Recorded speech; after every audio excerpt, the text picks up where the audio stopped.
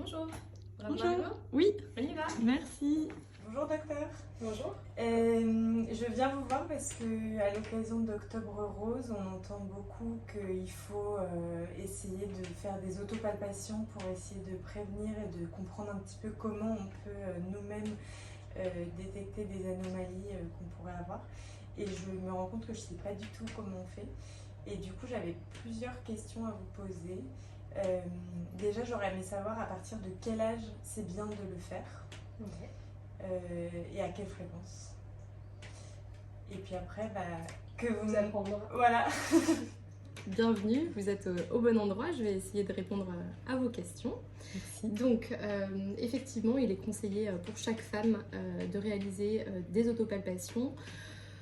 Alors, la fréquence, je dirais au moins une fois par an. Après, si vous réussissez à y penser tous les 3 mois, c'est bien, mais il ne faut pas non plus se focaliser tous les mois sur vos seins. Ok, faut pas le faire tous les jours sous la douche. Non. Ok. Le dépistage du cancer du sein, il est recommandé à partir de 25 ans. Donc à partir de 25 ans, c'est le début des palpations mammaires. Les autres dépistages, donc surtout la mammographie, c'est pour la population générale à partir de 50 ans, ou après sinon c'est du cas par cas selon le risque personnel de chaque femme qui est calculé par rapport à ses antécédents, antécédents familiaux. Et du coup voilà, palpation de 25 ans à 50 ans et puis mammographie après 50 ans. D'accord, donc une femme qui aurait eu un cancer du sein dans sa famille, elle doit se faire contrôler par contre chez un médecin au moins une fois par an. C'est vraiment du cas par cas. Okay. Après, on ne peut pas faire de généralité. Okay. Selon le nombre d'antécédents, les antécédents, le nombre de D'accord. femmes, l'âge du cancer, etc. Il y a beaucoup de paramètres qui rentrent en compte. Donc dès que vous avez un cas qui sort du cas sans facteur de risque familial, vous venez consulter pour avoir une prise en charge adaptée. Mais voilà, pour toutes les femmes à partir de 25 ans. Et sinon, j'ai entendu dire que l'allaitement pouvait permettre, en tout cas, montrer qu'il y avait moins de femmes qui étaient sujettes au cancer du sein en ayant allaité. Est-ce que vous savez, il y a une raison? Est-ce que c'est médicalement prouvé? J'aurais bien aimé en savoir plus. Donc effectivement, dans les études qui ont été réalisées autour du cancer du sein, l'idée ça a vraiment été de chercher tous les paramètres qui sont des facteurs de risque ou des facteurs protecteurs pour essayer d'orienter, comprendre qui sont les femmes qui développent le plus des cancers du sein. Il a été bien démontré que les femmes qui ont allaité leurs enfants ont moins de risques de cancer du sein que les autres femmes. Du coup, pour suivre sur cette question, j'aurais aimé savoir si une femme, par exemple, qui aurait eu un cancer du sein assez jeune, sans avoir eu encore ses enfants, est-ce qu'elle pourrait imaginer allaiter à la suite d'un cancer? Une femme qui a eu un cancer du sein jeune, qui aurait un enfant après, peut allaiter après un cancer du sein. Encore une fois, bien évidemment, tout dépend de quelle prise en charge elle a eue, si on ne lui a pas retiré toute la glande mammaire, ou en tout cas, au moins allaiter avec le sein de l'autre côté, si jamais il y a eu une mammectomie complète du sein atteint, mais il n'y a pas de contre-indication après. Ok, super. Du coup, je veux bien que vous me montriez comment le faire sur moi pour que je puisse essayer de comprendre et d'être sûre que je fais la bonne démarche et le faire au mieux. C'est parti. Merci. Alors, la première chose à savoir, c'est déjà à quel moment du mois il faut se palper les seins. Le meilleur moment pour faire son autopalpation, c'est après les règles. Okay. D'accord, parce que vraiment, avant les règles et la semaine des règles, c'est la semaine où vos seins sont les plus tendus, liés aux hormones, et du coup, c'est tout à fait possible de ressentir beaucoup de choses de façon cyclique à ce moment-là qui ne sont pas du tout inquiétants. D'accord. Donc voilà, première chose, palpez vos seins après les règles. Okay. Ensuite, on parle toujours de la palpation des seins, mais c'est important d'avoir en tête que c'est pas que une palpation, c'est aussi une inspection. Donc la première chose que vous devez faire, c'est de faire ça donc nu. Vous comprendrez que on garde le t-shirt pour la vidéo, mais qu'il faut être déshabillé. Vous vous mettez devant un miroir et vous regardez vos seins. Okay. J'aime bien expliquer aux patientes avant tout que c'est elles qui connaissent le mieux leurs seins. Donc ce qui doit vous alerter, c'est s'il y a quelque chose que vous voyez d'inhabituel. Ça peut être très divers. Ça peut être au niveau de la peau, une texture de la peau qui n'est pas habituelle, on appelle ça un peu comme de la peau d'orange, ou pas de la couleur habituelle.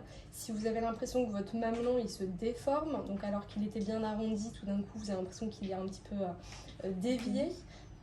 Si la forme de votre téton change, c'est-à-dire si par exemple il avait l'habitude de sortir vers l'extérieur et qu'à un moment il rentre vers l'intérieur, si votre sein a une rougeur ou une déformation, ou si vous avez une chaleur inhabituelle, voilà, tout ça c'est des choses qui ne sont pas de la palpation mais qui sont les premiers points déjà à avoir en tête. Aussi vous pouvez regarder au niveau de votre mamelon, être sûr qu'il n'y a pas un écoulement, ça c'est aussi des choses qui doivent vous alerter. Et on parle toujours aussi de la palpation des seins, mais c'est important de penser sein plus aisselle. Il faut aller jusqu'aux aisselles et c'est très important de regarder aussi sous les bras et pas que sur le sein. Ok. D'accord. Donc je vais vous montrer. Ok. La meilleure position, c'est donc de bien dégager les épaules. Donc là, vu que c'est vous qui vous le faites, c'est à deux mains une palpation. Et donc l'idée c'est que vous faites les deux mains sur le même sein. D'accord. Ok. Et vous y allez, je le fais pour vous montrer, mais cadran par cadran. Donc vous voyez, vous mettez vos mains comme ça et puis hop, vous allez tourner en fait autour de votre sein. D'accord. Et on commence par l'extérieur et on va vers l'intérieur. Donc vous voyez, vous commencez vraiment par là avec deux mains et vous allez vers l'intérieur et vous faites ça sur chaque cadran de votre sein et vous bougez un petit peu la glande mammaire. D'accord. Ok. Donc allez-y. Donc de l'extérieur vers l'intérieur. Voilà, de l'extérieur vers l'intérieur. En tournant tout autour, en faisant vraiment cadran par cadran pour avoir vraiment palpé toute la glande. Ok. Une fois que vous avez terminé ça, vous n'oubliez pas toute la partie entre votre sein et l'aisselle. Donc vous palpez tout ce triangle-là. Pareil avec les deux mains. Et puis vous terminez par votre aisselle. Vraiment pareil avec les deux mains. D'accord, donc il faut vraiment palper sous l'aisselle. Oui. Ok. Et donc là, qu'est-ce que vous cherchez au toucher? Eh bien vous cherchez une masse qui ne serait pas présente habituellement. Donc elle n'est pas forcément douloureuse cette masse et elle peut être petite mais elle est ferme. Et donc voilà, si vous sentez une petite masse ferme sous les doigts qui est fixe à un endroit du cadran, et ben ça peut être bien de venir consulter. Okay.